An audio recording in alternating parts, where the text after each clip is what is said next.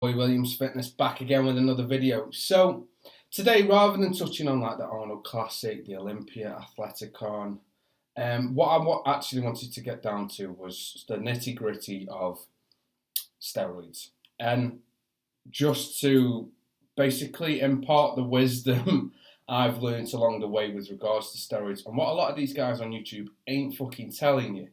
And I will say names. I will say, Tony Huge, Dave Palumbo. There's a few of them are out there that are giving, advice on steroids and protocols and the safe way to do it. Now, firstly, there is no safe way. And what I mean by this is any drug that you're putting in your body, unless it's been prescribed by a GP or your doctor, GP is what we call doctors in the UK, a general practitioner, it should not be there. Your body does not need it. It's not a requirement unless it's been prescribed.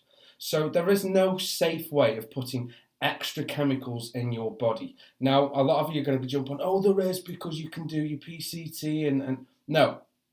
The simple fact is the human body was not designed to be taking on additional chemicals, additional man-made drugs to help performance. So when guys come up to me in the gym or comment or DM me saying they're natural, I've got more respect for the guys that are natural, still grinding it out, than I have for guys that are taking on their own cycle. And, I can stand by that. For the simple fact that if you're taking performance enhancing drugs, you've got that edge, you've got that advantage, that you're going to reach a higher potential than what you're supposed to be on. And what I mean by, you know exactly what I mean by supposed to be on. Your actual potential is here. You take, SUS, DECA, TREN, whatever you're taking, you get to here. And then you go from there, and then it's insulin and growth hormone, and then you sort of leveling it up. And you're creating a bigger gap from where you're supposed to be to where you are now. Now, my experience with steroids is, the problem I have with it is I think they're addictive. And the reason I'm saying I think steroids are addictive is for the simple fact that any drug, whether it's nicotine, caffeine, on the lower end of the scale, right up to heroin, cocaine, crack, whatever, is because when you take this drug, there's a stimulant that happens. Something happens in your body that either makes you happy, makes you more docile, depending on where you're at in your life, as to how you want to feel from whatever drug you're taking. So if it's caffeine, you want it to perk you up to get you through the day. Nicotine, you want it to sort of calm you down, and that's what it sort of does. Coke, again, perk you up. Heroin, not a clue what heroin does, to be honest. It takes you to a whole nother dickhead dimension. But I think steroids are addictive for the simple fact that most guys will take their first cycle. Most cycles are normally oral. Most first cycles are normally, from anadrol to dianabol. And obviously, when you take your first cycle, you see dramatic results straight away. Even from like a pot of 50 dianabol at 10 meg a day, over the course of a month, you're going to see a huge difference in size and strength. And you'll always be chasing that first cycle, like heroin addicts will always be chasing that first high, and it will never quite be the same. The results will never be the same. So when you go on YouTube and you see these gurus, and they are fucking gurus, saying, oh no, you need to do this, and they'll throw words in like aromatization and blah, blah, blah. Why don't you start off with saying, Luke, I advised not to do fucking steroids, and give advice on why they shouldn't be doing steroids. Then if people are going to go out and do it, okay, if you're going to be a point of reference to how to do it safely, advise them it's not safe to do it in the fucking first place. And I'll explain why. I've taken steroids since I was about 17 years old. Very stupid. I'm not, hand on heart, I'm not out here saying, oh, take them, from a young age. If anything, I'll tell you not to take them at all. But I started, my first cycle was dianabol. I did that for maybe a couple of years. Then I tried things like NAP 50s. I mean, we're talking way back when shit was actually legit. And from then I went on to just a test only. I think it was Sustanon, SUS 250. I think, the snapper vials. Some of you might know them. I can't even think of the brand of them. But yeah, it was them. I was running that I'm not sure if it was every 3 to 4 days. I was doing a mill of that. from then it was sus and DECA, then it was sus, DECA and test prop, and then I was adding in so many other different compounds. My final cycle was, and this was about 3 years ago, and this cycle killed me, literally. What happened was, I was constantly trying to push myself more and more, and I was pushing the drugs harder and harder and more, as well as the training, as well as the diet. But my genetic potential, yours is probably here, mine was here. I was super skinny as a child, like right up until about 15, until I started like really bulking. So I think my final cycle I was on test, Tren E, Tren A, oxymethylone. What else did I stack it with? Tren E, Tren A. I think for the first 4 weeks I was running test prop and not test, and not Tren and they. Anyway, long story short, my stack started getting bigger and bigger, and I was stacking on stacking on stacking, and I was researching more drugs that I could put in and put in. Obviously, this is stupid, very fucking stupid. But at the time, I'm still trying to get back to day one. I'm still trying to get back to the first time I took D-bol, the first time I put a lot of size on, and people are like, "Wow, you've gone big."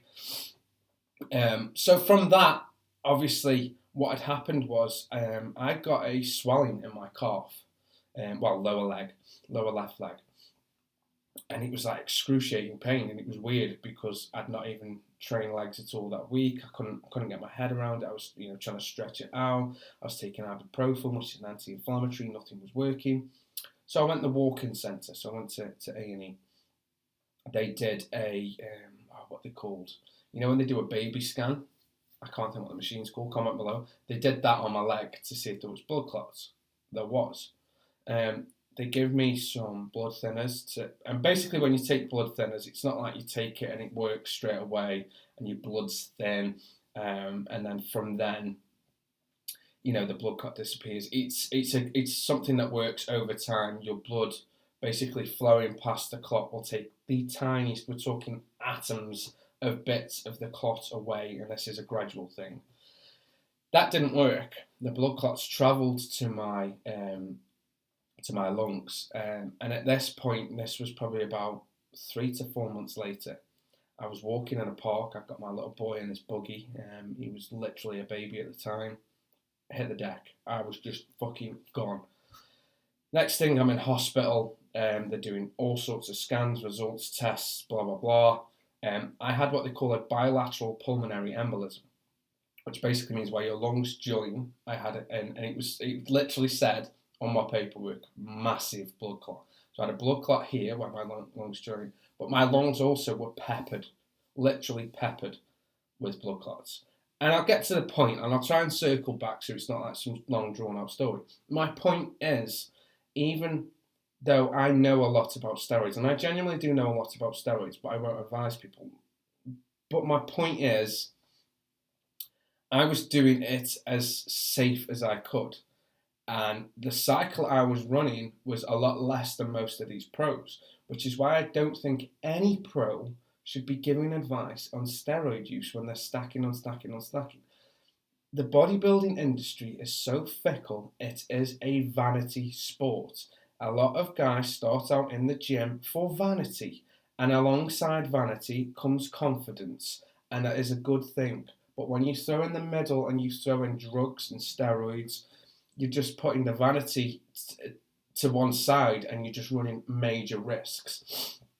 Now, I've got Nick Tregillian, I hope that's how you say his name, next week with two other pros. And this is a subject I'm going to be touching on with them because there is a longevity to this sport. It's not age. It's how much shit can you take for so long. Now, prime example of this is Dexter Jackson. He's just announced retiring this year. I'm not going to go into what I think he runs. I'm not going to go into some of the other bodybuilders that say, "Oh, I only did, a little bit of sus." I call it all bullshit. Straight up bullshit.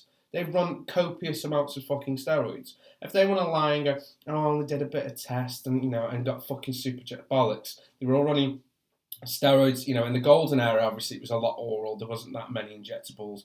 Insulin came out sort of like the Milos sort of era. I'd say he pioneered it. Fucking Dave Palumbo tries to make out he did. He didn't. I'd say it was Milos Sarcev that pioneered insulin. Then we got into the era of diuretics and growth hormone, and all these other sort of drugs. SARMs, I think, are absolute bullshit. But my point is, do your best with what you've got, because the risks you're putting, even if you're just doing oral cycles, you're fucking up your liver. If you're doing, look at what happened to me. Look at what happened to me. Look at what happened to every bodybuilder around you. You might look good for a shorter period of time, but look at the shorter period of time you're looking good in compared to the years you're probably knocking off later on in life because you're fucking your liver up, you're fucking your kidneys up, and everything else that comes with it. So my point is, and I keep saying that, it should be a fucking catchphrase, my point is, do your research off at the back of studies, not the back of a YouTube video. I don't give a fuck who's talking about what, unless it's sort of the negative side of it, and that's the sort of stuff you should be looking into.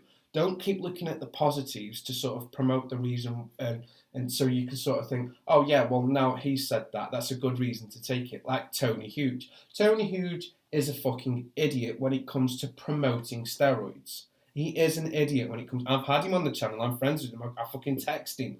But when it comes to promoting steroids, the guy is a fucking idiot. 100%. Capture this, send it him. I think it's fucking stupid. Especially when he's fucking about with insulin, and then he's on his fucking IG live going, oh yeah, I'm shaking, I've just got insulin sweats, and eat. He isn't getting any bigger. The guy has not grown in quite literally 5 to 6 years. Regardless of what his scales say, he's not getting any bigger, he's not even competing. So it sort of begs the question, what is he actually doing it for? Is it infamy? Is it to get his name out? Is it brand awareness? I know a lot of guys that'll still train hard, ex-bodybuilders, because they've got a supplement brand and they're trying to make out that the supplements gave them this physique, which we all know by now is absolute bullshit. It's the drugs. 9 times out of 10, they're probably not even using their own shit. And I know guys that literally own companies of supplements. They'll do a video of putting their pre-workout in, and then once the video's done, they're tipping it down the sink. They're having coffee, they're having something else, an energy can. So my point is, be logical. Read up on studies. Don't go and watch people like Dave Palumbo, or, watch people like, what's his name? BioS3. Oh, I can't think of his name. Jesus. Jerry Ward. Go watch people like Jerry Ward. That will give you a sort of a balanced level on steroid use. They will give you actual advice on what's happened with them. The only downside to Jerry's is he sort of will stipulate, each to their own. You'll find out yourself. I don't recommend you find out yourself. I recommend you spend weeks, if not months, doing your full research, so you know everything to do with the drugs. You know about esters, you know about aromatization, you know literally everything. So you can go, right, if I take this, this, and this, not only this is the pros, but this is all the cons. And then you'll see all the shit that you've got to stack against the cons. And then from that, look at, who's passed away recently, and then do some research into them. What cycles were they taking? Were they on Trent? Right, I'll fucking take Trent out. Fuck that. Just be logical. It's a very fickle world. A lot of pros, if not 99% of them, will all bullshit about. They'll say they're on cycle, but they won't tell you what. And they won't tell you, their blood results. They won't tell you, things like, the red blood cell count to the white blood cell count. And that's another point. Get your blood work done before you even jump on cycle. Even mention it to your doctor that you're thinking about doing steroids. Not so they put you off, so they can look at your blood work and go, it's probably not in your best interests. How much training have you done?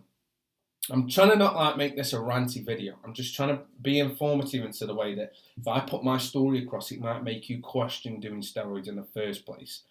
Do your fucking research, read up on papers, read up on, analytics and journals that people have written on steroid use.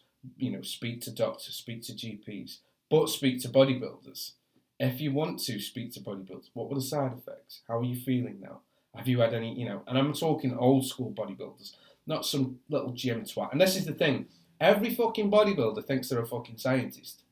Every bodybuilder thinks they're some fucking little chemist because they've done 3 or 4 cycles.